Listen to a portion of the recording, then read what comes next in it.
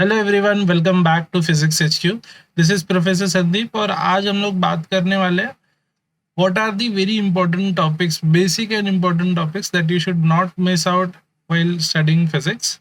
ठीक है, and this session is for both class 11th वाले जिन्होंने अभी अभी स्टार्ट किया हुआ है अपना क्लास 11 का journey, and this is also applicable to people who are in class 12th and are kind of struggling while studying physics. ठीक है, तो सबसे पहला बात हम लोग बात कर लेते हैं कि क्लास 11 का अगर आप पहला ही चैप्टर रीड करेंगे तो वहां पे उन लोग ने बोला हुआ है कि फिजिक्स बेसिकली एक क्वांटिटेटिव साइंस है। एंड क्वांटिटेटिव है मतलब मेजरेबल है, यानी यहाँ पे हम क्या करते रहते हैं, कई सारी फिजिकल क्वांटिटीज के मेजरमेंट के बारे में बात करते हैं। और जब मेजरमेंट करना है तो हमें क्या चाहिए, उसके यूनिट्स चाहिए, स्टैंडर्ड्स चाहिए मेजर करने के लिए, राइट। तो इसके लिए जो पहला सबसे बहुत ही इंपॉर्टेंट टॉपिक्स यहाँ पे बन जाता है वो है क्लास 11 के फर्स्ट मॉड्यूल फर्स्ट चैप्टर में जो दिया हुआ है वो है यूनिट्स के बारे में। So you should be very thorough with the units of physical quantities. अब यूनिट्स में आपने देखा रहेगा fundamental quantities, derive quantities, supplementary quantities, ये सारा सब कुछ दिया हुआ है। ठीक है, हम महाराष्ट्र बोर्ड के फर्स्ट चैप्टर की बात कर रहे हैं, वहां पे ये सारा सब कुछ ऑलरेडी दिया हुआ है।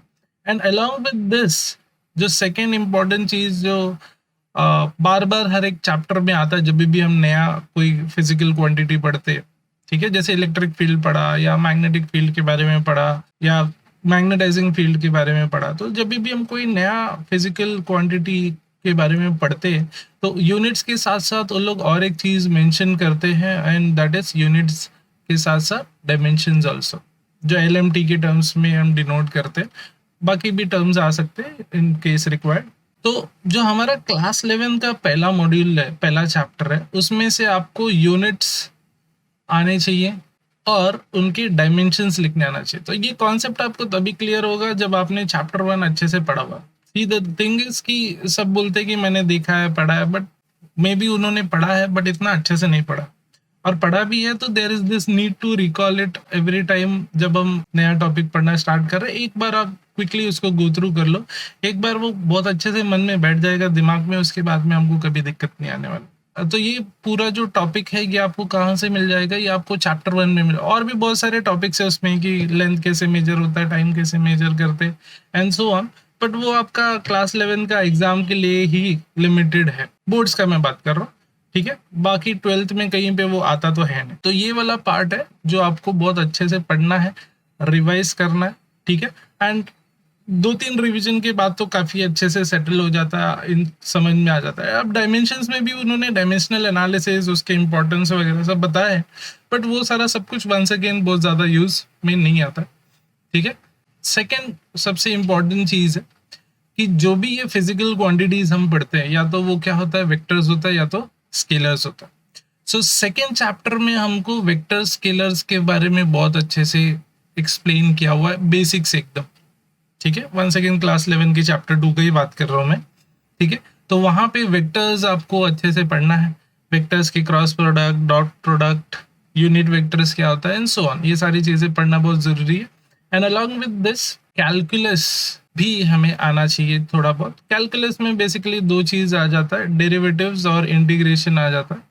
और डेरिवेटिव इंटीग्रेशन ये तो क्लास 12 के मैथ्स में दिया ही है, बट क्लास 11 में भी हमें उसकी जरूरत पड़ती है, इसके लिए शॉर्ट इंट्रो इन दोनों चीजों का दिया हुआ।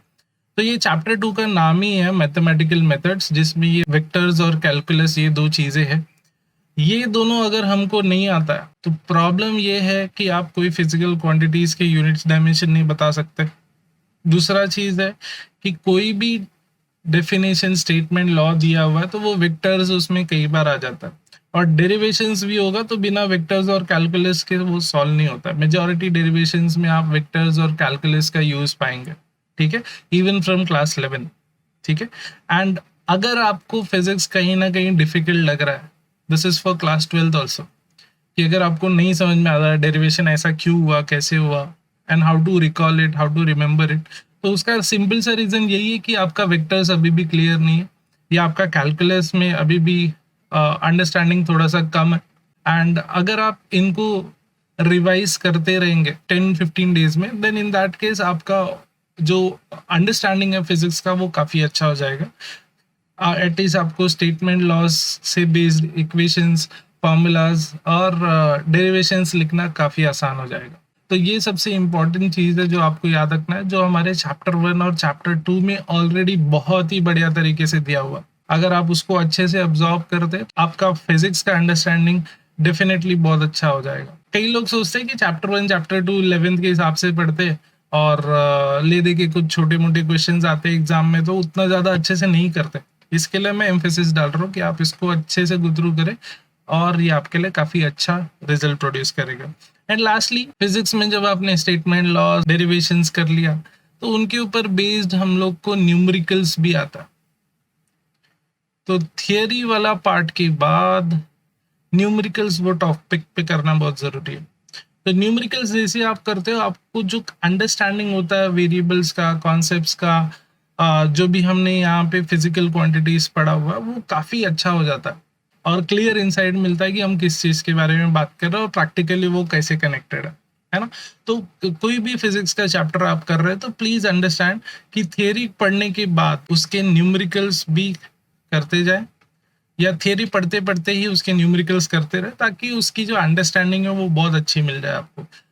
कई बार आप ऐसा भी कर सकते हैं कि आपने फॉर्मूला लिया, न्यूमेरिकल किया, न्यूमेरिकल करते वक़्त आपने अंडरस्टैंडिंग डेवलप की and then you went back and started studying the theory behind it. वो भी एक अच्छा अप्रोच है, जो आपको जमता है वो करिए।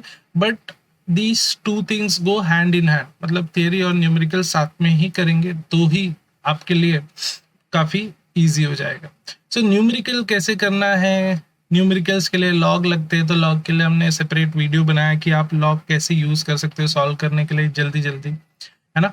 एंड मोस्ट इम्पोर्टेंट पार्ट यही है कि अगर आपको फिज़िक्स अंडरस्टैंडिंग में डिफ़िकल्टी नहीं चाहिए, तो ये दोनों चीज़ बहुत क्लियर होना चाहिए आपका।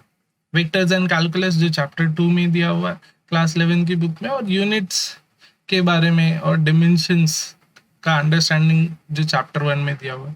चैप्टर 1 में जैसे मैंने बोला और भी बहुत सारे टॉपिक्स हैं, बट वो बेयरली रेयरली यूज़ होते हैं हमारे आगे के चैप्टर्स में और क्लास 12 में, ठीक है? तो विद दिस आई होप आपको क्लियर है कि आपको क्या मिस आउट नहीं करना है। Let me know if you found this video helpful. Thank you.